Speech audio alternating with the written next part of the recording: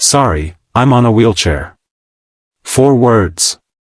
That was all she said before the door closed in her face, and what this single father did in the next 60 seconds would be replayed in that town for years to come. The rain had not stopped for 3 days in Millbrook, and the small diner on the corner of 5th and Main was the only warm light left on the street by 8 o'clock that evening. Daniel Cole sat in the corner booth, his 8-year-old daughter Ellie asleep against his shoulder, a half-eaten grilled cheese sandwich growing cold in front of her.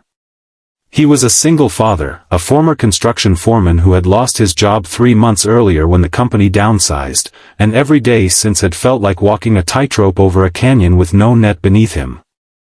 Bills piled on the kitchen counter of their small rented house. The refrigerator held little more than eggs, bread, and the tail end of a jar of peanut butter. And yet, somehow, Daniel had never once let Ellie see him break. That night, as the rain hammered against the diner windows, the bell above the door rang, and a woman rolled in on a wheelchair, soaked to the bone, her coat dripping onto the tile floor. She was maybe in her early 30s, her dark hair plastered to her forehead, her hands trembling, not from cold alone, but from something deeper, something that looked like exhaustion mixed with quiet defeat.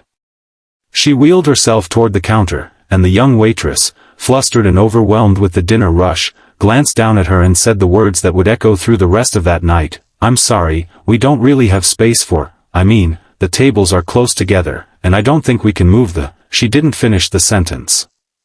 She didn't have to. The woman's face had already changed, already folded inward the way a person's does when they have heard some version of that sentence 100 times before. "Sorry, I'm on a wheelchair," the woman said quietly, not to the waitress, but to herself, as if apologizing for her own existence taking up space in the world. She began to turn her chair back toward the door, back out into the storm, and something in Daniel Cole's chest cracked open. He had spent 3 months being told no. "No, we're not hiring. No, we can't extend the loan. No, there's no room in the budget for that." He knew, in a way that few people in that diner could have known, exactly what it felt like to be quietly pushed toward the door of your own life. And so, without a single word of hesitation, Daniel gently moved Ellie off his shoulder, laid his jacket beneath her small head against the cushioned booth, and stood up. He walked to the counter, and where a moment before there had been an awkward silence, there was now a man standing tall, rain still drying on his old work boots, speaking in a voice that was calm but carried the weight of someone who meant every word. He asked the waitress to please make room, and when she hesitated, he began moving the 2-top table beside his own booth himself, sliding chairs aside, clearing a path with his own hands. He turned to the woman, whose eyes had welled up with tears she was clearly fighting not to let fall, and he simply said, "There's room right here, if you'll let us share the table with my daughter and me." He did not say it with pity. He said it with warmth, the kind of warmth that asks nothing in return.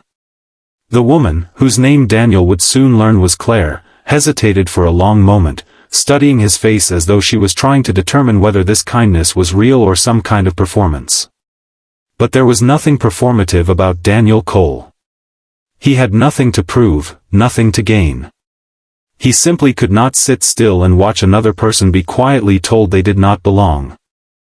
If you believe that small acts of kindness can change someone's entire night, or their entire life, take a moment right now to like this video, leave a comment, share it with someone who needs a little hope today, and subscribe to Kindness Corner, because stories like this one deserve to be seen by more than just us.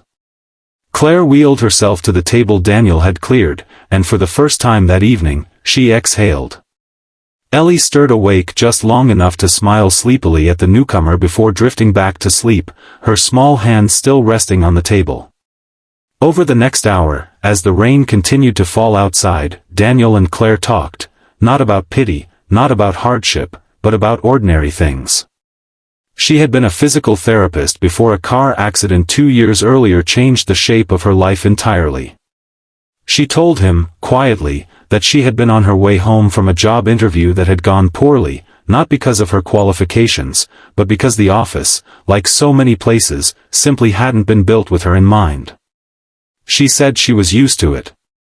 She said it so plainly that it broke something in Daniel all over again, because no one should ever have to get used to being made to feel small. Daniel told her about Ellie, about the layoff, about the nights he lay awake calculating how many more weeks the money in his account would stretch.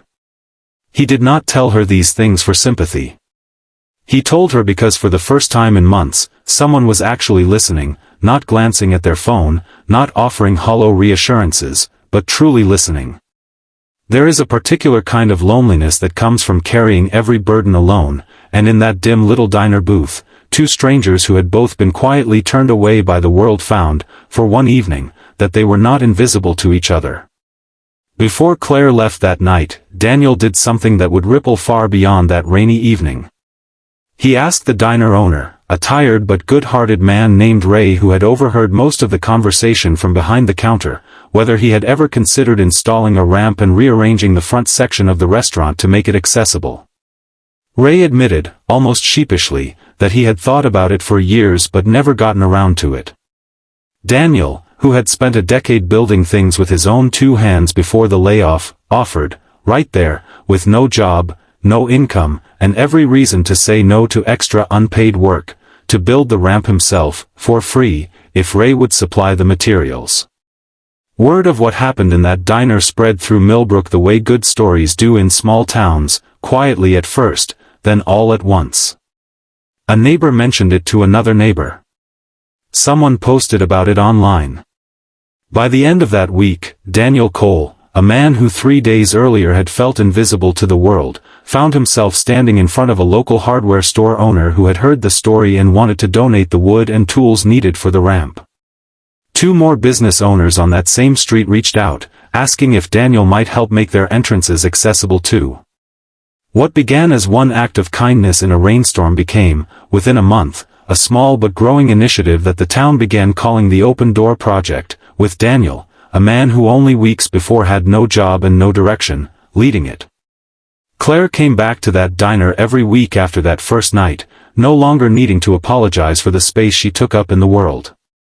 She and Daniel became close friends, and eventually, something more, though that part of the story would take its own time to unfold.